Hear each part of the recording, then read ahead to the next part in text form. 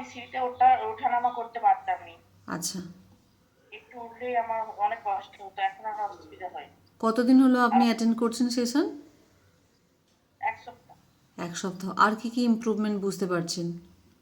আমার কাজ করতে ভালো লাগতো না, শুধু ঘুমাতাম। আচ্ছা, সেই জায়গাটা ইমপ্রুভমেন্ট হচ্ছে। হ্যাঁ, হ্যাঁ। ওকে, কী রেজাল্ট পেতে চান আপনি? ওয়েটটা কমাবো। আচ্ছা, ওয়েট কম করবেন। কিছু কি কম হচ্ছে অনুভব করছেন? হালকা মনে হচ্ছে নিজেকে?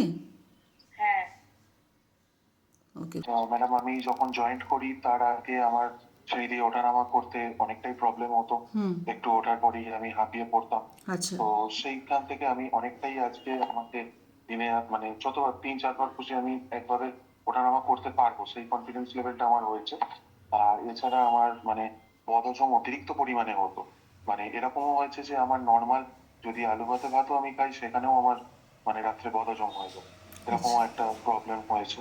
তো ইদানিং আমি যখন ক্লাস জয়েন করি আমি তারপরে অনেকটাই আমার ইমপ্রুভমেন্ট আসছে।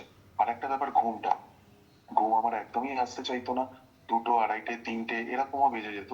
মানে এটা রাত্রে পড়াশোনা করার জন্য কি ঠিক সেটা করতে পারতাম না, তবে আমার এটা একটা অভ্যাসে পরিণত হয়ে গেছিল। আচ্ছা। কিন্তু ইদানিংকালে আমি লক্ষ্য করেছি যে হার্ডলি 11টা, খুব বেশি 11:30, এর মধ্যে মানে আমার এতটাই ঘুম পাচ্ছে আর শরীর এমনই হচ্ছে যে আমি আর করতে পারছি না। স্লিপ মানে আমার সাইকেলটা খুব ঘুমটা ভালো একেবারে ঠিকঠাক হয়েছে। মতো একদম খুব সুন্দর হয়েছে, বদহজমটা ঠিক হয়েছে।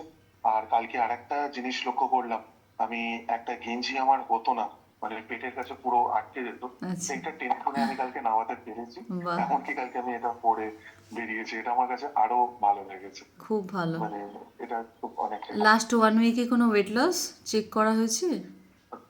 না ম্যাডাম, চেক করিনি, আমি স্যারের কাছেই লাস্ট চেক করেছিলাম। এছাড়া আর আমার ওয়েট চেক করা হয়নি তারপর।